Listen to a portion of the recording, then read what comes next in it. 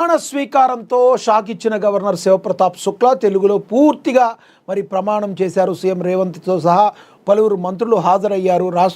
రాష్ట్ర మంత్రిగా కేంద్ర మంత్రిగా పనిచేసిన శుక్లా తెలంగాణ రాష్ట్ర నూతన గవర్నర్గా శివప్రతాప్ శుక్లా బుధవారం ప్రమాణ స్వీకారం చేశారు. గవర్నర్ నివాసంలో లోక్ భవన్లో హైకోర్టు ప్రధాన న్యాయమూర్తి ఆపరేషన్ కుమార్ సింగ్ నూతన గవర్నర్తో ప్రమాణ స్వీకారం చేయించారు. ఈ కార్యక్రమంలో ముఖ్యమంత్రి రేవంత్ రెడ్డితో పాటు పలువురు మంత్రులు, శాసనసభ్యులు, ఉన్నతాధికారులు పాల్గొన్నారు. అయితే ఇతర గవర్నర్ల మాదిరిగా కాకుండా ప్రతాప్ శుక్లా కంప్లీట్గా తెలుగులో ఆయన ప్రమాణ స్వీకారం చేయటం మనం కొసమెరుపుగా భావించవచ్చు. ఇక అదేవిధంగా చూసుకుంటే ఉత్తరప్రదేశ్లోని గోరఖ్పూర్కు చెందిన శివప్రతాప్ శుక్లా వృత్తిరీత్యా న్యాయవాది. అయితే ఆయన రాజకీయాలు వచ్చిన తర్వాత ఈ వృత్తిని వదులుకున్నారు. బీజేపీ వ్యవస్థాపన నుంచి ఆయన ఆ పార్టీలోనే ఉన్నారు.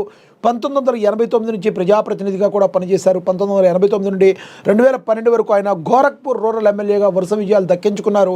రాష్ట్రంలో ఏర్పడిన తొలి బీజేపీ ప్రభుత్వంలో ఆయన మంత్రిగా పనిచేశారు. ఆ తర్వాత రాష్ట్ర బీజేపీ సారథ్య బాధ్యతలు కూడా నిర్వహించారు. ఇక 2016లో రాజ్యసభకు ఎంపీగా ఎన్నికారు. 2017 సెప్టెంబర్ 3 నుంచి 2019 మే 30 వరకు కేంద్ర ఆర్థిక శాఖ సహాయ మంత్రిగా శుక్లా పనిచేశారు. బ్రాహ్మణ సమాజ వర్గానికి చెందినప్పటికీ ఆయన నిమ్న వర్గాల అభ్యున్నతి వారి ఆర్థిక స్వావలంబనకు కృషి చేశారని మంచి పేరుంది. 2023 ఫిబ్రవరి 13న హిమాచల్ ప్రదేశ్ గవర్నర్గా కూడా పనిచేశారు. ఇటీవల గవర్నర్ల బదిలీ ప్రక్రియలో భాగంగా హిమాచల్ ప్రదేశ్ నుంచి తెలంగాణకు బదిలీ ఇచ్చారు. మంచి విద్యావేత్తగా, ఆలోచనాపరుడిగా ఆయనకు చాలా మంచి పేరుంది. అలాంటి మంచి వ్యక్తి తెలుగులో మాట్లాడి తెలుగు మీద తనకున్న ప్రేమని, మక్కువని మరొక్కసారి చాటి చెప్పారు అని చెప్పాలి. గవర్నర్గా ఆయన బాధ్యతలు మంచిగా నిర్వర్తిస్తారని తెలుగు ప్రజలు, తెలంగాణ ప్రజలందరూ కూడా ఆశిస్తున్నారు. ఇక తదుపరి మనం చూసుకుంటే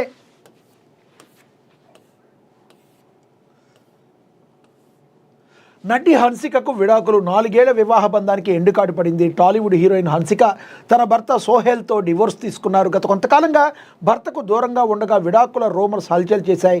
దీనిపై ఇరువురు బహిరంగంగా చర్చించారు. తాజాగా వీరి 4 ఏళ్ల వివాహ బంధానికి తెరపడింది. సోహెల్ని 4 ఏళ్ల క్రితమే వివాహం చేసుకున్నారు. హన్సిక విడాకులు తీసుకోవడం వివాహ బంధానికి అయితే తెరపడింది. ఏది ఏమైనప్పటికీ కూడా హన్సిక ఒకనొక టైంలో జస్ట్ 15 ఏళ్ల వయసులోనే తెలుగు ఇండస్ట్రీలో ఆవిడ ఒక హీరోయిన్గా ఒక వెలిగారు. పూరి జగన్నాథ్ డైరెక్షన్లో వచ్చిన దేశముదురు సినిమాతో టాలీవుడ్లో ఎంట్రీ ఇచ్చిన హన్సిక ఆ తర్వాత పెద్ద హీరోలతో కూడా మంచి విజయాలు అందుకుని చాలా మంచి పేరు తెచ్చుకున్నారు. హన్సిక వివాహ బంధంతో ఒక్కటయ్యారు సోహెల్తో. గత 4 ఏళ్ల క్రితం ఏమైనా ఒకరి మధ్య ఒకరు మనస్పర్ధల కారణంగా వారు ఇరువురు కూడా వివాహ బంధానికి స్వస్తి చెప్పారని కూడా ప్రచురించారు. ఇరువురు పరస్పర అంగీకారంతో విడిపోయినట్లుగా తెలుస్తుంది.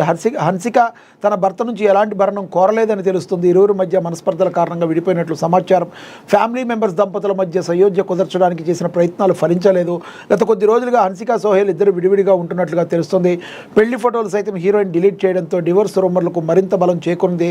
దాదాపుగా 4 ఏళ్ల తర్వాత వీరి వివాహ బంధం ముగిసింది. అసలు ఏం జరిగిందంటే, హీరోయిన్ హన్సిక తన ప్రియుడు, ప్రముఖ బిజినెస్ మ్యాన్ సోహెల్ కుతారియాను డిసెంబర్ 4న 2022న వివాహం చేసుకున్నారు. పెళ్ళైన కొన్నాళ్ళు బాగానే ఉన్నా ఆ తర్వాత ఇరువురు మధ్య మనస్పర్ధలు రావడంతో దూరంగా ఉన్నారు. ఈ క్రమంలో డివోర్స్ రూమర్స్ వచ్చే దీనిపై ఇద్దరు బహిరంగంగా ఎప్పుడు స్పందించలేదు. హన్సిక తన తల్లితో కలిసి ఉండగా సోహెల్ సైతం విడిగా ఉన్నారు. తాజాగా ఫ్యామిలీ కోర్టు వీరికి విడాకులు మంజూరు చేసినట్లుగా సమాచారం. సోహెల్కు ఇది రెండో పెళ్లి. తన చిన్ననాటి స్నేహితురాలు రింకీ బజాబ్ను సోహెల్ మొదట వివాహం చేసుకున్నారు. వీరి పెళ్లికి హన్సిక కూడా హాజరయ్యారు. ఆ తర్వాత కొద్ది రోజులకే రింకీ నుంచి సోహెల్ విడిపోయారు. ఆ తర్వాత హన్సికను రెండో వివాహం చేసుకున్నారు. ఇప్పుడు ఆమెతో కూడా డివోర్స్ అయింది. ఈ విషయం తెలిసిన అభిమానులు షాక్ అవుతున్నారు. ఏది ఏమైనప్పటికీ సోహెల్కి ఇది రెండో పెళ్ళి. అసలు ఆ మొదటి ఏదైతే ఆ పెళ్ళిదో దానికి హన్సిక కూడా హాజరయ్యారని కూడా తెలుస్తుంది. ఇద్దరూ కలిసి బహిరంగంగానే ఎప్పుడు గతంలో స్పందించలేదు. ఏది ఏమైనప్పటికీ వీరి వివాహ బంధానికి తెరబడింది అని చెప్పి ప్రచురించారు. ఇక మోడీ కొత్త అస్త్రం.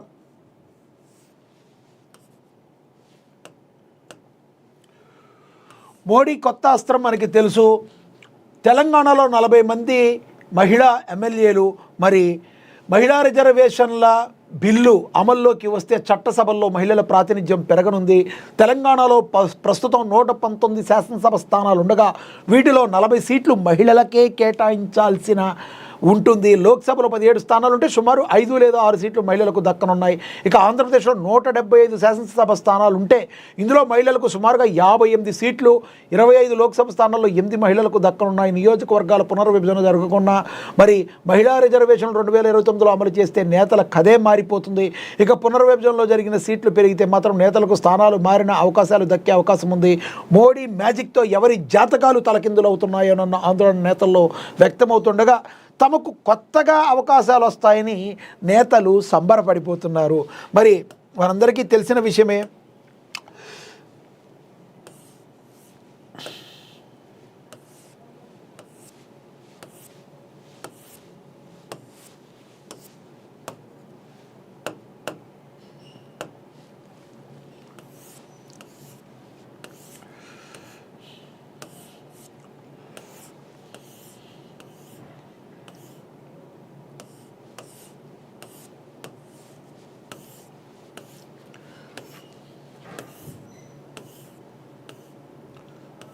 అదేవిధంగా చూసుకుంటే గ్యాస్ బుకింగ్ పేరుతో మోసాలు, ఇదే అదునుగా దోపిడీ చేస్తున్న సైబర్ నేరస్తులు అలర్ట్ అంటున్న సిపి సజ్జనారాయణ కూడా చెప్పారు.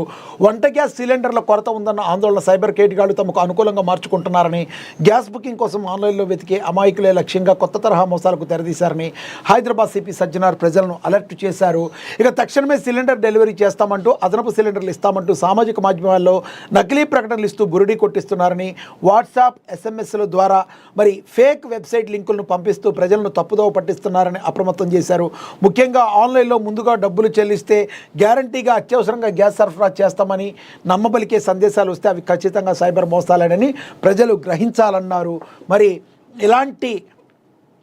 ఎటువంటి పరిస్థితుల్లో మరి ఇలాంటివి క్లిక్ చేయొద్దని సూచించారు. సిలిండర్ బుకింగ్ లేదా ఆన్లైన్ చెల్లింపు కోసం గ్యాస్ కంపెనీల అధికారిక వెబ్సైట్లు లేదా అధికృత గ్యాస్ ఏజెన్సీలను మాత్రమే ఆశ్రయించాలన్నారు. ఆకర్షణీయమైన ఆఫర్లు చూసి గుర్తు తెలియని వ్యక్తులు మీ బ్యాంక్ ఖాతా వివరాలు, ఓటీపీ, యూపీఐపిఎన్ వంటి ఎట్టి పరిస్థితుల్లోనూ పంచుకోకూడదని మరి హెచ్చరికలు అయితే జారీ చేశారు. అదేవిధంగా మనకి మరొకటి కూడా చూడొచ్చు. పద్ధతి మారుకోకుంటే కాంగ్రెస్తో కటీఫ్ అని చెప్పి మరి సిపిఐ రాష్ట్ర కార్యదర్శి కోనంనేని సాంబశివరావు తెలిపారు. కాంగ్రెస్ పార్టీతో పొత్తు ధర్మాన్ని పాటించడం లేదు, కాంగ్రెస్ పార్టీ పొత్తు ధర్మాన్ని పాటించడం లేదు, కమ్యూనిస్టులు ఎక్కడ ఉన్నారని ఎగతాళి చేస్తున్నారు. కమ్యూనిస్టుల ఈ సత్తా ఏంటో కొత్తగూడెంలో చూపించాం, పద్ధతి మార్చుకోకుంటే పొత్తు రద్దు చేస్తాం, పొత్తు ఉండాలా వద్దా అనేది కాంగ్రెస్ పార్టీ చేతిలో ఉందని సిపిఐ రాష్ట్ర కార్యదర్శి కోనమనేని సాంబశివరావు ఫైర్ అయ్యారు. హైదరాబాద్లోని సిపిఐ రాష్ట్ర కార్యాలయం మగ్దుం భవన్లో 2 రోజుల పాటు పార్టీ రాష్ట్ర సమితి సమావేశం జరిగింది.